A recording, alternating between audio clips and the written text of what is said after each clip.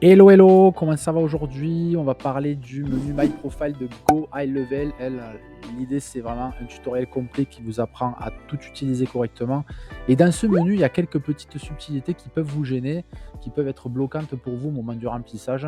Et grâce à cette vidéo, il n'y aura pas de problème. Alors, on va sur l'écran directement et voyons ce qu'on peut voir. On va voir que déjà, la première partie, elle est facile à remplir, c'est les personal data.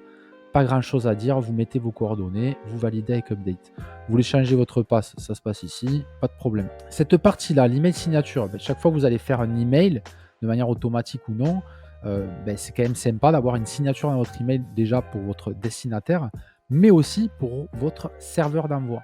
Parce que votre serveur d'envoi, il est jugé à chaque fois qu'il envoie un mail par les autres serveurs d'envoi avec, on va dire, un drapeau vert, drapeau orange, drapeau rouge. Si vous voulez avoir des drapeaux verts un peu partout, c'est important et pertinent de venir mettre une signature dans votre mail avec vos coordonnées, adresse postale, code postal, ville, téléphone, mail et même une URL qui renvoie vers le domaine, de préférence le domaine qui est utilisé dans votre adresse email. Et ça, c'est un très bon signal parce que omybusiness.fr, avec une page qui va vers un truc qui est omybusiness.fr, des coordonnées sur Montpellier, etc., un moyen de contact, ça, le serveur, il aime bien. Il sait, il a la capacité de lire et de dire ça, c'est bien. Donc, mine de rien, juste ce petit truc, ça peut améliorer votre délivrabilité. Et donc, c'est pour ça que c'est important de venir écouter ces vidéos pour suivre correctement les bonnes pratiques. Ce ne sont pas des vidéos stratégiques, mais des vidéos d'utilisation de Go High Level, et ce genre de petits détails, finalement, c'est un petit détail stratégique. Ok, on y retourne. Donc là, côté User Availability. Alors, bon, je vais aller sur une interface qui est vide. Une interface qui est vide, ça ressemblerait à ça. Donc là, vous devriez avoir ces menus-là, Custom, Connect Zoom ou Google Meet. Bon, quoi que vous choisissiez, vous allez avoir une fenêtre qui va vous ouvrir un Zoom. Là, par exemple, j'ai choisi Zoom. Et il va vous proposer de vous connecter à votre Zoom. Et ensuite, il va juste vous demander d'autoriser Lead Connector. Alors, je ne vais pas le refaire là. Ou Go High Level, ou les deux, de se connecter à votre Zoom. Vous autorisez bien sûr. Et à partir de là, quand vous aurez autorisé, vous aurez votre adresse email qui apparaîtra ici. Voilà, pour la partie Zoom. Là, il n'y a rien à écrire dans Meeting Location. C'est normal qu'elle ne soit pas accessible. Voilà, elle serait accessible si on met le menu Custom, mais moi, par défaut, j'envoie mes utilisateurs sur mon Zoom pour les rendez-vous. Donc, je n'ai pas de Meeting Location à écrire ici parce que ça correspond à une URL de rendez-vous Zoom. Et c'est Zoom qui va l'auto-générer à chaque fois que quelqu'un prendra rendez-vous. Donc, je ne peux rien mettre ici. Voilà. Si vous donnez toujours une même URL parce que vous avez votre propre système, par exemple, où vous avez une salle de réunion personnelle, vous pouvez mettre Custom et mettre toujours la même salle. Voilà. Ok, donc ensuite, vous réglez le time zone sur quelque chose qui correspond à votre GMT. Donc pour la France, c'est GMT +2, Europe, Madrid, voilà, peu importe, +2 en tout cas.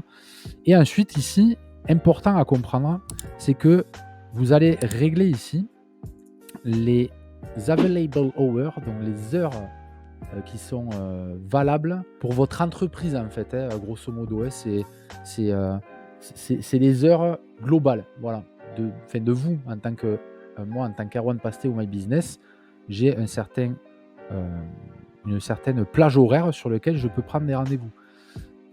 Là, on est en train de régler les horaires globales. Donc, moi, typiquement, j'ai mis 11h du matin, 10h le soir, tous les jours, du lundi au dimanche. Voilà. Si demain, je rajoute un calendrier et que je mets une heure de rendez-vous à 9h, ça ne fonctionnera pas. La personne ne verra pas parce que mes heures globales ne vont pas à 9h du matin. OK? Elles vont qu'à partir de 11h. Donc voilà, c'est vraiment le truc global ici que vous mettez, et dans vos agendas, différents agendas, si vous avez un agenda pour les coachings, un agenda pour les suivis, un agenda pour ça, vous réglerez ensuite des heures plus restreintes si nécessaire. Donc ça, c'est les heures les plus ouvertes, on va dire. Voilà, et j'update. À partir de là, quand vous avez updaté, logiquement, si vous avez connecté votre Zoom, il va apparaître ici dans l'intégration là. Voilà. C'est-à-dire que ici, vous devriez ne plus avoir Zoom, mais directement le truc connecté.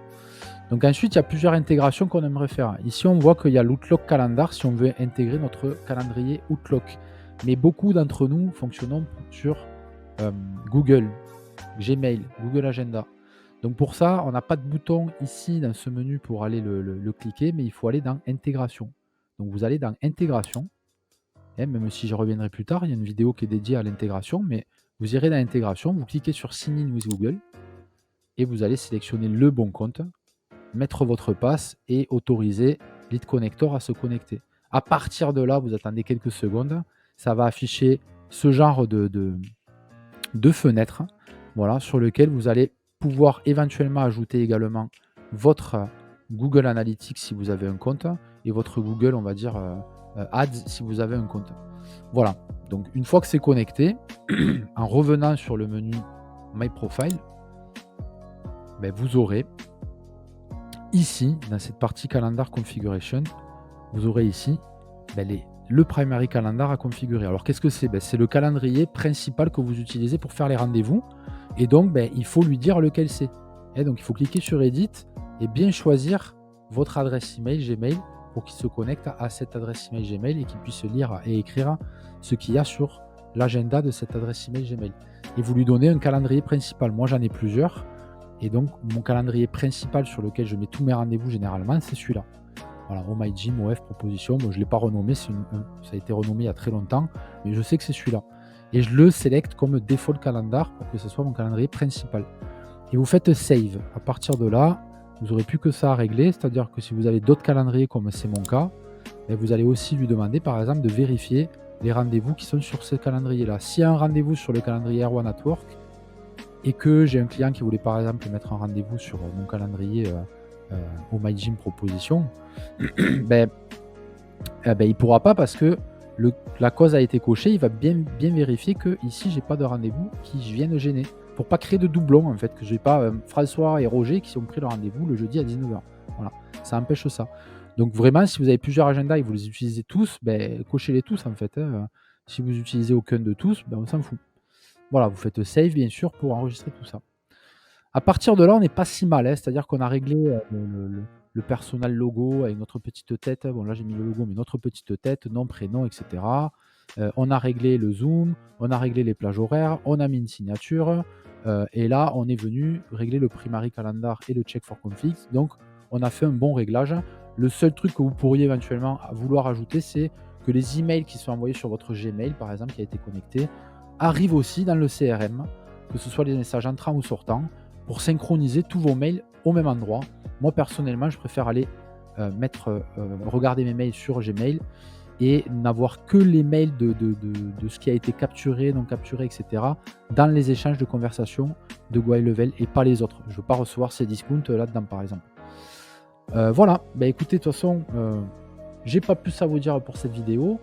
On a un bon réglage qui a été fait ici. Si vous avez des questions, ben, c'est en commentaire pour ceux qui sont sur YouTube ou sinon c'est en Classroom pour ceux qui sont clients de mon agence. Rappelez-vous, vous avez 2 créneaux de Classroom d'entraide toutes les semaines, toute l'année pour poser vos questions stratégiques ou des problèmes d'utilisation que je vais régler en live, bien sûr. Et vous avez également accès à toutes les vidéos, dont les bonus qui ne sont pas tous présents sur YouTube. À très bientôt. Si vous avez besoin d'autres idées, d'autres tutos d'utilisation, sachez que vous trouverez toutes les vidéos de tous les menus sur cette formation ou cette chaîne. À très bientôt.